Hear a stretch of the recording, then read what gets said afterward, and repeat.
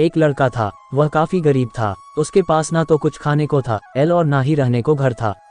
वह अपने दोस्त के घर रहा करता था। उसने एक छोटी सी कंपनी में पेंटिंग का काम करना शुरू कर दिया। धीरे धीरे उसके पास काफी पैसे भी हो गए।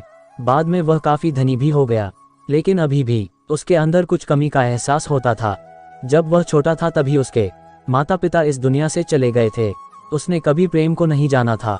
एक दिन जब वह अपने किसी काम से बाहर गया था तो उसे एक लड़की दिखी जो कि काफी अच्छी और खूबसूरत थी। उसको देखते ही इस लड़की को उस लड़के से प्रेम हो गया। वह काफी देर तक उस लड़के को देखती रही।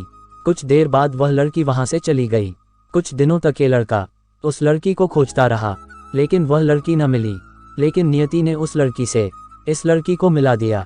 वह लड़की इस लड़के के घर काम की तलाश में आई थी।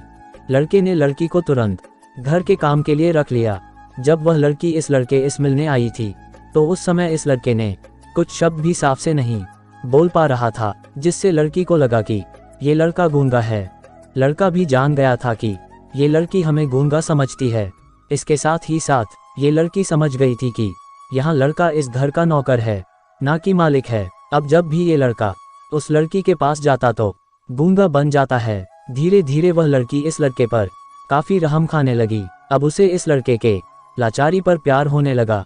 लेकिन फिर वह लड़की एक बात से डरकर पीछे हट जाती थी। इस लड़की के भी माता पिता बचपन में ही मर चुके थे। इस लड़की को इसके चाचा ने पाला था और वह चाहता था कि वह जब तक जिंदा रहे ये लड़की उसके खाने और पीने का पैसा दे। लड़की का प्रेम हद से भी बाहर जाने लगा। लड़के के एक खांसी पर भी वह लड़की दौड़े उस लड़के के पास पहुंच जाती थी। अब लड़का भी समझ गया कि इस लड़की को मुझसे प्रेम हो गया है। लड़का भी बहुत ज्यादा उस लड़की से प्रेम करता था। उसने पहले लड़की के बारे में सब कुछ पता किया। जब उसे सब पता चल गया तो वह बहुत रोने लगा, क्योंकि उसने गूंगे होने का झूठ बोला था। अब वह दिनों रात रोने लगा। लड़की अपने सैलरी में से लड़के की इलाज करवाने को कहती थी। एक दिन सुबह ही उस लड़की को पता चला कि वह लड़का हॉस्पिटल में भर्ती है।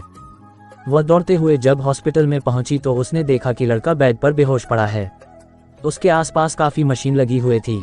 जब लड़की डॉक्टर के पास पहुंची तो वहां पर डॉक्टर ने उसे बताया कि लड़का अब बोल नहीं सकता है। उसने अपनी जीभ को कटाने की कोशिश की है। इसके साथ ही उस डॉक्टर ने उस लड़की को एक पत्र दिया।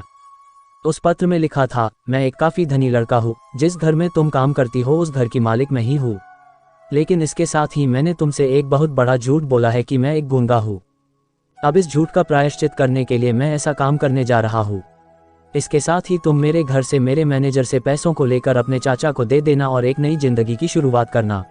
अगर हो सके तो मुझे माफ कर देना, तुम्हारा दोषी। इस पत्र को पढ़ने के बाद उस लड़की के आंख आंसू से भर आए। वह दौड़ते हुए मंदिर में गई। उसने भगवान के सामने कसम खाया कि जब तक वह लड़का बोलने नहीं लगता है तब तक वह कुछ नहीं खाएगी, भले ही वह मर क्यों न जाए। इधर डॉक्टर भी उस लड़के की इलाज कर रहे थे। ईश्वर ने दोनों के मन की बात काबूल कर लिए और अब लड़का बोलने लगा। लेकिन वह अपनी याददाश्त को खो गया। अब उसे कुछ भी नहीं याद था।